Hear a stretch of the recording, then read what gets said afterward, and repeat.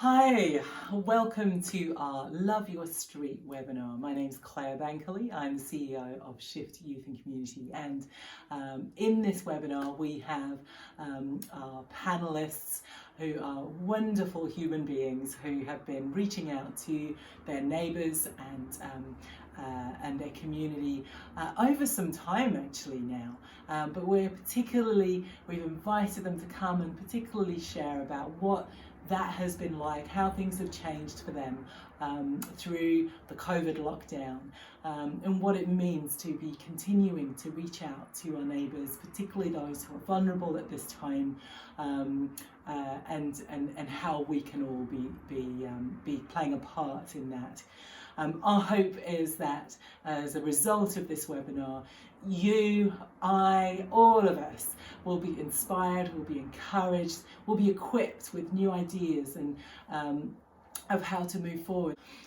This more than any other time is a time where we need to be connecting with others. It's incredible, I think, the power of a kind word, a kind gesture, human connection at times like this can be the difference between life and death, can be the difference between hope and despair for an individual. So we hope you enjoy this webinar. I'm going to hand over now. We're going to hear from our panelists. I hope you're inspired by what they share this evening. Thank you.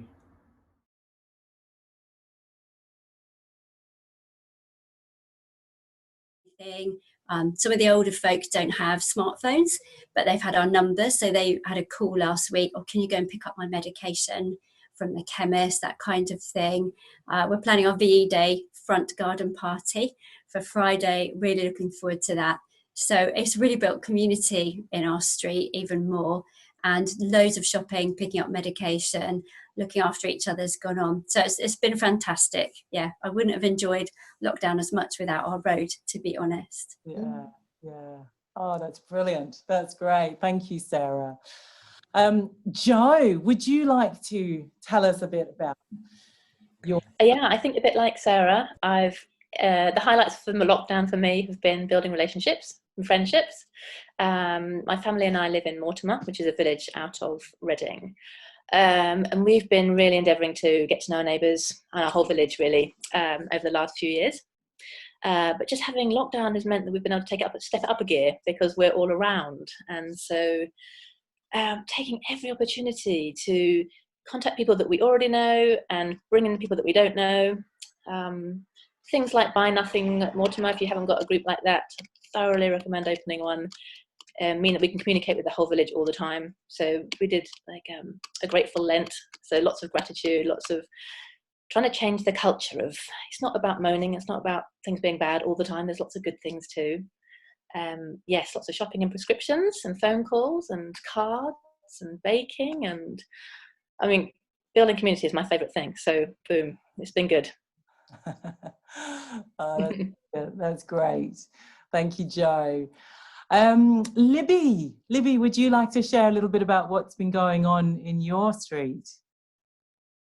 Yeah, sure. So, hi, I'm Libby. I live with my family in West Reading, and we've only lived here for about 2 years. And I feel like we're quite new to the journey of neighbouring, but we kind of kicked off last summer with a street party, and because of that, we knew who a few of the households were, and we started a little WhatsApp group. So just before we went to lockdown, I think when the measures started to get a bit stricter about 14 days self-isolation, I thought, okay, I need to reach the neighbours. So I WhatsApped those that were in our group to say if anybody needs anything, and I called the older neighbours that I knew and said the same thing, get in touch with us. And I thought, I'll print some leaflets off and I'll deliver them through doors. And then the next morning, my daughter started coughing. So that was us in for 14 days before the lockdown actually began. But in a way that turned out to be quite a good thing, because we then had to ask for help. So we had neighbours from the next street that we know very well just went and did a massive shop that fed us for 2 weeks, and they wouldn't take any money. Wow. And any time that we ran out of anything, we started to use the WhatsApp. So we just, could somebody get us some cheese? Could somebody get us this? And 4 or 5 different neighbours started to chip in. And then I think we must have been just sort of hanging around our front door, and our next door neighbour was chatting to us, and she said, you know, it'd be lovely if we had a chance to check in regularly. So once the lockdown started, or just before it started, we agreed to do like a midday check-in. So it's my family that probably are the most keen, because we're a house mostly full of extroverts that need a chat. But we come out every day, Monday to Friday at midday. We just come outside our house, and we always put on the WhatsApp, anyone want a chat? And people come out, and it really ranges. Sometimes there's 6 or 7 households out, sometimes there's 2. But just have a chat, check how everybody is. Yeah. And we've also met other people. So I met a lady just a couple of days ago from a street that kind of, she can see me even though she's not on our street. And I'd been waving to her on a Thursday night at the Cupping for Carers, and then I saw her out, so I just went over and said hello, and she said, oh, I've been watching my street, it's really quiet, but your street is so friendly. And I just thought that was really encouraging, because that's what we've been trying to build, and in lots of ways it's still baby steps, but definitely lockdown has helped us to grow that, and to grow the regularity and the depth, I think, of those relationships. Oh, that's brilliant. That's so encouraging. That's brilliant. Elsa, you live in Whitley. Could you tell us a little bit about what you've been doing to reach out to your neighbours? You'll need to unmute.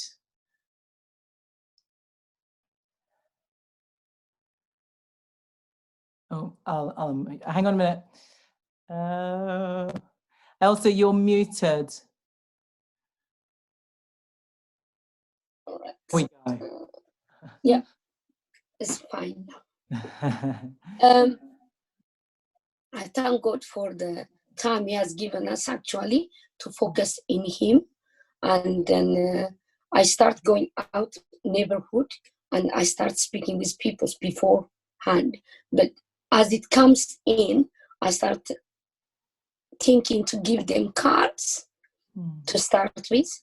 And then from that, people not happy, maybe they said. So I stopped doing that. But people start speaking, and Easter time, I bought Easter eggs. Pastor gave me some Easter eggs, and I bought some more, and then go around and cheer them up, especially people with the children, and they were happy. And then people who has got a dog, I bought from Costco the dog biscuits, special biscuits. So I gave them, and they were surprised. And that's one of the things. Actually, I was outside now talking to people, so that's why I was late outside. We have a garden in the corner, so everybody is going to the corner shop through our way. So it's a good place, replacing yourself. Get ready, sit down with your couple, talk. That's me. That's awesome. That's lovely. Thank you, Elsa. And how about my husband? Kat? Me alone. With my husband. How about for you, Kat? Hi. Yeah, so some of the things we've been doing are similar to things other people have mentioned. I think a real highlight for me was Easter weekend. There are some things that we normally do over Easter weekend that obviously we weren't able to do because of the lockdown. So there's about 3 families that we normally gather with on Easter weekend, who are all local to us.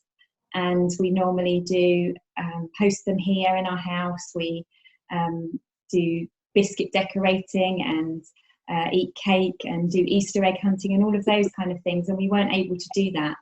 So I felt quite frustrated in the run up to Easter weekend, but then I just decided, well, I need to take it to them then instead. So I did some baking, made some cakes and got little chocolate eggs and made up little parcels, made some homemade Easter cards and just delivered them to those families and said, you know, actually it's really important that we still do this because this is part of what we normally do, and we want to keep some of those things still happening, and just to acknowledge that those people are important to us. So that was one real highlight. Another thing over Easter weekend was that we managed to, we had roast lamb on Easter Sunday, and we were able to share that with 4 elderly neighbours. So there's a couple that live next door to us, and we were able to pass roast lamb over through a gap in the fence to them for them to have on Easter Sunday. And then there's an old gentleman who lives on an adjoining road that also we delivered food to, and an old lady on another adjoining road that we were able to deliver food to. And that was just really precious because we weren't able to have them in our home, you know, share a meal together, but we could still share a meal in that way. Yeah. And just one other thing that I have found really helpful is just deciding to make every interaction kind of count. And so when you're out and about or walking along the street, anyone you see, kind of making a real choice to say hello, and even if you don't know them, but especially those you do know, to actually make time for them. And that's been really good.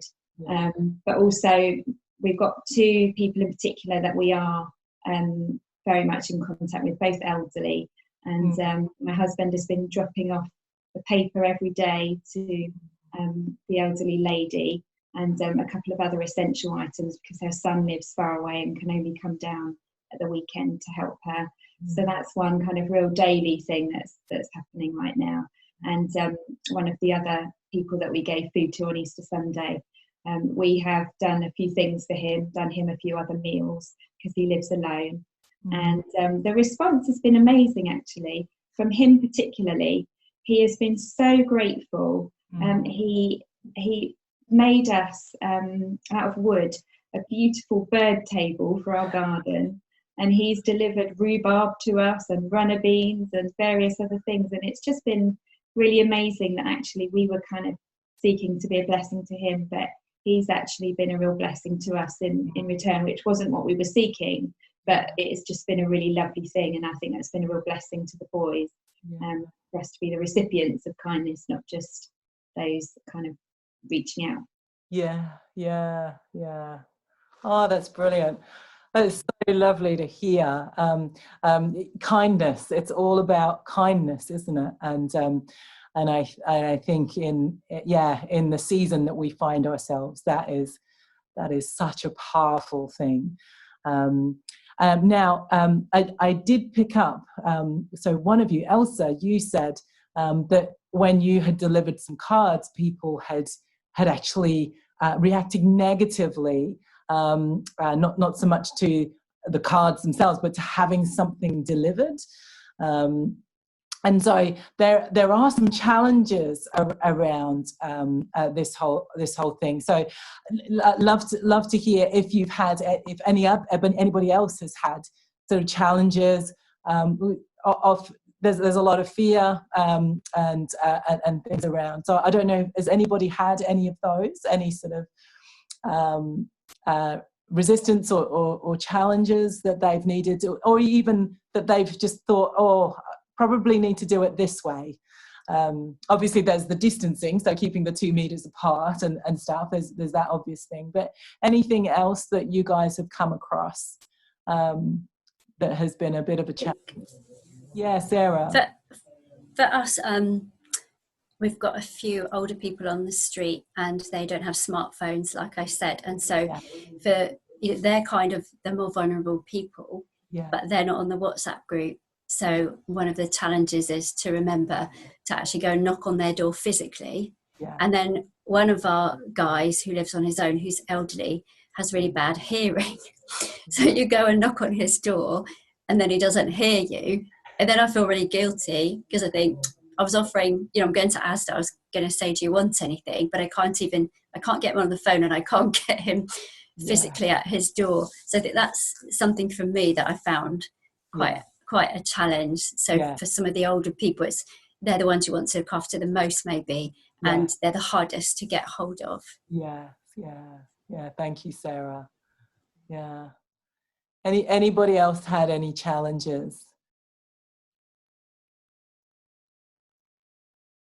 Doesn't have to be. I was going to say that my main language of love is baking, and for the first few weeks I just thought I can't do that because I can't go near people's houses, and what will they think, and will it be okay, and I don't want to feel like I'm putting anyone in danger, or going against the rules of leaving my house. And in the end I thought, well, do you know, I can give them a loaf and they can literally nuke it in their oven at 220 degrees, which will surely kill anything. So I put that on the WhatsApp for anybody who wanted bread. You know, just nuke it. You know, it will be fine. You can put it in the oven for 10 minutes. And I don't think anyone really was worried about that. But it was kind of nice to just acknowledge that there was is this safe feeling from some people. And the other thing was, you know, on the computer, on the internet, you've probably seen streets dancing, and I really wanted to do that. And one of the neighbours was like, I just don't think that's going to be possible. I don't think that's going to be okay. We'll probably get complaints from judgmental people. And I was a bit like, you? And so that didn't happen. And so I think, you know, with this, you just have to take the rough with the smooth, try out 10 things and 2 might work, and that's okay. It doesn't have to be 100% success rate. The main thing is that people would know they're loved, isn't it? So that's so good, Jo. Libby. Just, I think this is not all specific to lockdown, but I think the big thing for me has just been learning that you can't force relationships. It's just like in any other area of life. So in my kind of idealist world, it's like, you know, we'll just say, let's have a midday check-in, and all 23 houses will come out and we'll all be instant best friends. It's not like that at all. It's actually a few people come out and it's quite awkward because you don't really know each other, and with some of these people, we're really kind of starting from scratch in terms of relationship. And I think also that some people so far aren't really interested. You know, they're happy to be on a WhatsApp group, but not really interested in connecting beyond that. So for me, it's actually been just persevering through those times when I could be discouraged, and I could take it personally and think, oh, why don't they want to be friends with me? But actually just pushing through that, just being consistent, I think showing I actually do mean this for the long run, this is not a whim, is significant. And we had one day particularly, I was at home on my own with the kids.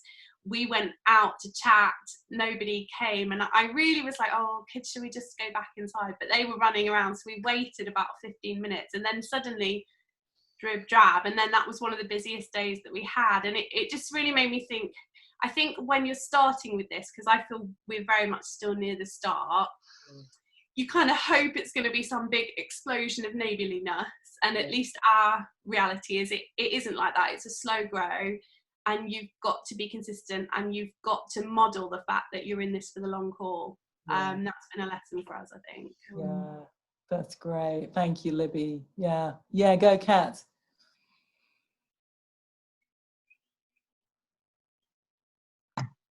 Sorry.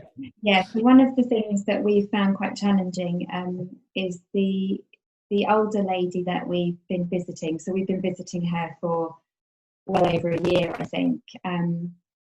She's quite elderly. She's got a bit of dementia. She's a smoker, and so one of the essential items that we've been supplying her with have been cigarettes, which is not something that we are particularly used to buying, or something that we feel is particularly good for her.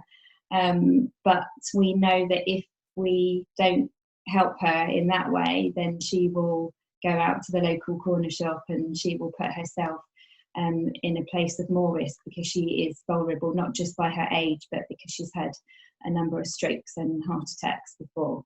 So some of it is kind of trying to decide what the lesser of two evils are sometimes, trying to do all that we can to help her to cope through this time when she's not able to go out or have any independence, trying to keep her at home, because we're not sure she fully understands or remembers all the time really what is going on and why she can't go out.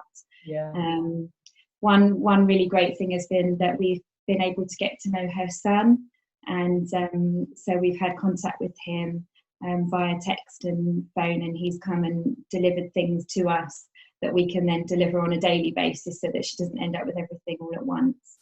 Everyone is frozen. Hang on. Sorry, say that again? Sorry, carry on, Kat. So we've been in contact with him, and that's been really good because now we've built some trust with him, and so we don't feel kind of anxious about visiting, and that her son far away might think that we're sort of suspicious characters, but actually he now knows us, trusts us, and that's been a really positive thing. It's also been difficult because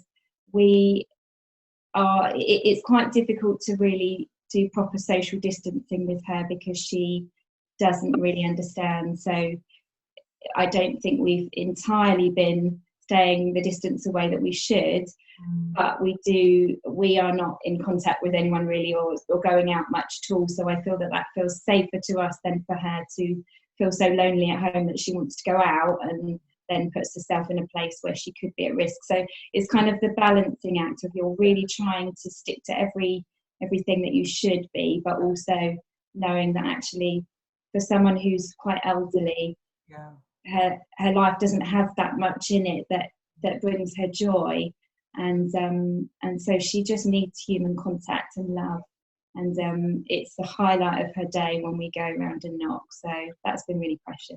That's great. Thank you, Kat. Elsa, were you trying to say something just then? No, it was frozen.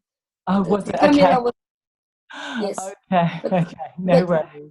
If I could add on the subject, which is every morning when we come out from the house, there's people looking to each other and they wave to you. Before they never, but now they wave. So that is amazingly opened the people's felt like those who's isolated. They start to think that it's a great privilege actually to say hi to people. Yeah. And so I find it so fascinating when people wave. I always open my door. So my door is open, I wave to people, but they never did. But now they wave, so they come.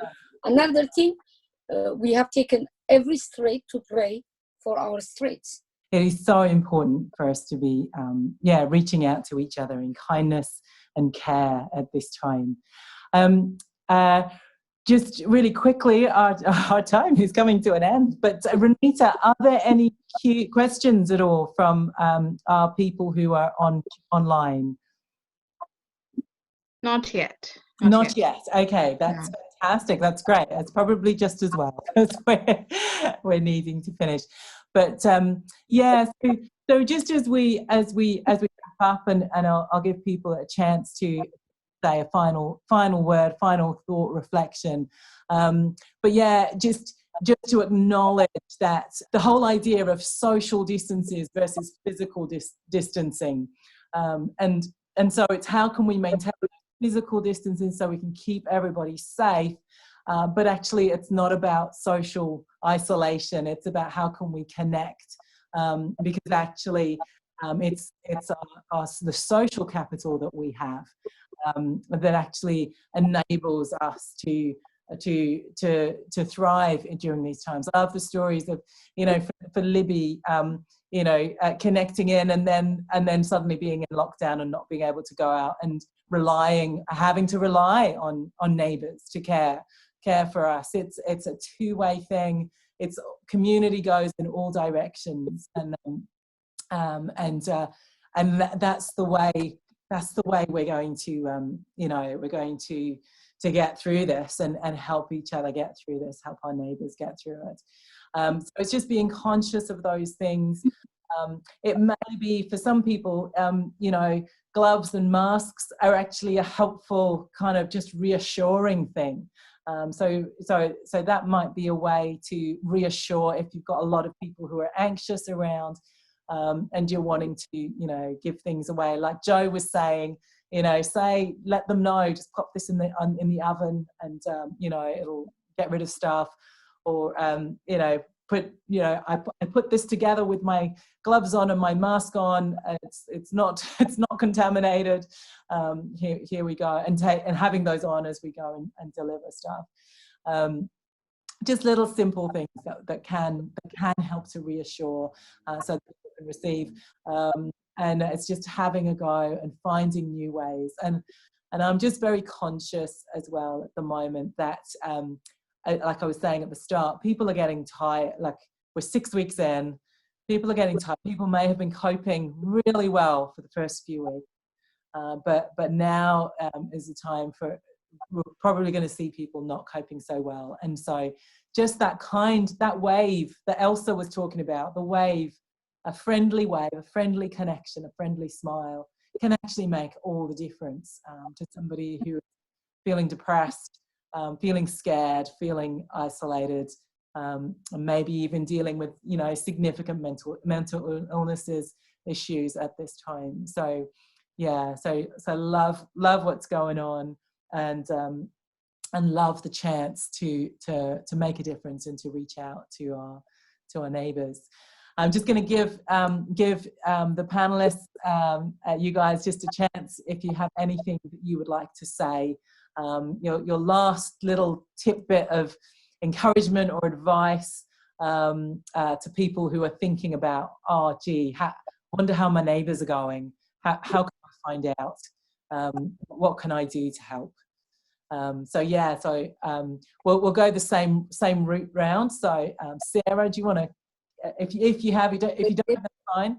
But if you have any final little bits to say, please. One of my bits of advice would be to find someone to do it with. We've lived on our street 22 years, and I'd wanted to do something like this for years. And it was becoming friends with the lady 2 doors up. And I was like, oh, I'd love to do this. And she was like, yeah, me too. And so we've kind of done it together, and then got other women that we know in the street and sat together and planned the first street party. And so for me, maybe that's just me, but it's really nice to think, oh, there are other people in the street. And if there are just 2 families on the green, that's okay. It's not just me and my house. So if you can find fellow people who really community minded like that, go for it. And really what Libby said, we don't have the whole street come out. And the first year it was like half the houses, and I was a bit disappointed. But actually now we know in our street who will join in and who won't. And I've learned to be okay with that. Yeah, that's great. Thank you, Sarah. Thank you. Joe. Yeah, I'd really resonate with that too, that having an ally is massive. So I have an ally up the street. This really helps. The thing that I thought was, even if people don't appear to respond straight away, probably everyone knows this, but sometimes it'll be like, they won't forget that you were kind. They won't forget that you popped in when nobody else did, or you phoned them when they were really bored. And I just feel like, you know, we could be reaping the rewards, and not for ourselves, but I mean, in terms of relationships over the months and years to come. So don't be discouraged if it doesn't appear to be the all singing, all dancing neighbourhood outreach that you kind of hoped it might be, because it's making a difference just by doing what you're doing. Yeah, that's great. Thanks, Joe. Libby. Yeah, I mean, I agree with what the others have said, but I think just 2 things really. One is, it really takes somebody to put yourself out there. So it's like the 20 seconds of courage thing, 20 seconds of courage and put yourself out there. Somebody will respond to that. And with that, take whatever tiny opportunities you have. So lots of people will be coming out on Thursday nights to clap for carers. Run across the street and stand 2 meters away and say hello to somebody who's out clapping, like, or wave. I've taken out a shaker in one hand so I can wave with the other hand. Whatever tiny opportunity you've got can be the start of something. So don't belittle it, just take it. Yeah, thank you. Thanks, Libby. Elsa, do you have any other practical tips for anybody, general members of the community? Is shopping. When you are going to the shop, people, they want to talk to you. Don't ignore them.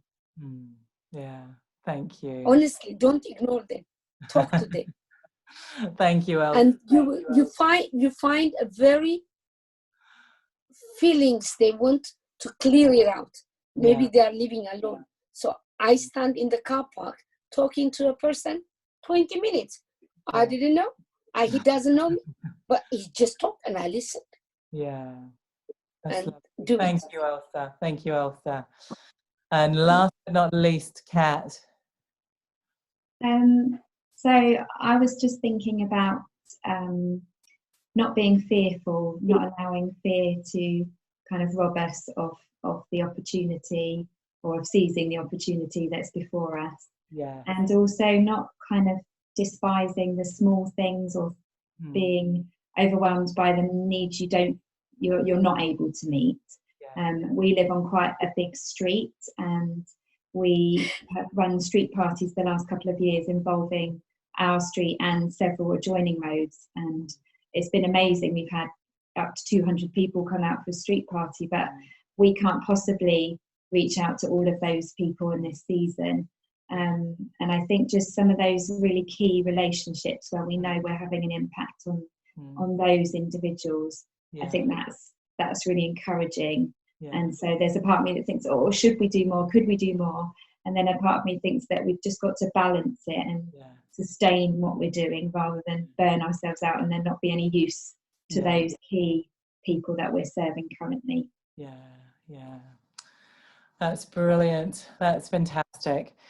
So thank you so much, everybody. Just going to double check again. Nothing else on the chat or from our attendees. No, that's great. This has been so rich, so rich. So thank you so much to Kat and Joe, Libby, Elsa and Sarah for being our panelists this evening and sharing your experiences, your wisdom, the highs and the lows, the reality of what it means to build community during this time.